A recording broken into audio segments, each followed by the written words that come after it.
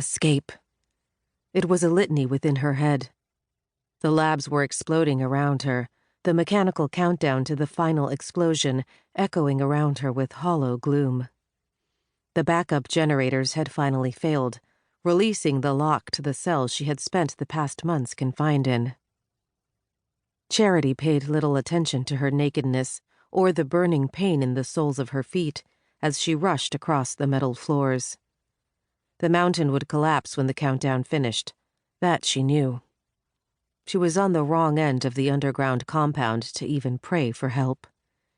She had been kept isolated after she aided the winged breeds in their escape attempt. Placed as far away from them as possible, in the hopes that should the others be rescued by their brothers, then she, at least, would remain. Chemicals exploded around her. Broken electrical lines danced in a mad marionette as she rushed through the cavernous rooms. The adrenaline pumping through her system would only move the latest batch of drugs through her body that much quicker. She knew time was running out for her. When the full force of the artificial hormone hit her, she would be too weak, too helpless to protect or save herself. The air around her heated as the flames became more intense. She could feel her feet burning, blistering from the scalding metal beneath them, and pushed herself to run faster, harder. If she could just reach the escape tunnel in time, then she knew safety would only be moments away. The dim lighting from the battery-powered lamps guided her, the eerie red glow shedding at least partial illumination on the long corridors that led through the breeding labs. Yet the faster she ran, the closer the flames and the heat seemed to get. She fought for breath, feeling the weakness invading her body, knowing that time was something she didn't have and sure as hell couldn't steal this time. A ragged scream born of fury escaped her throat. Surely her sacrifices wouldn't end in her own death, as she had always feared. She was so close to freedom that she could taste it. Feel it. She gasped, hope blooming within her as she staggered through the marked exit. The floor was so hot, she could feel the knifing pain searing through her ankles as it baked her flesh, but she could feel the cooling breeze on her face. "Damn you, Aiden!" She cried out the curse.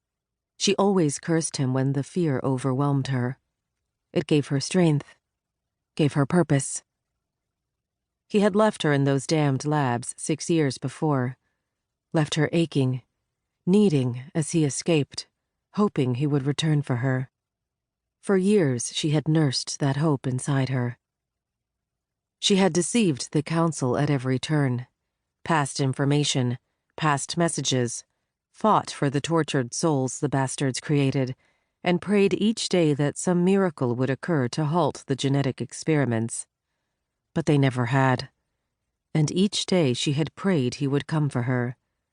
Until the prayers slowly stopped, the hope strangled away, and she gave up.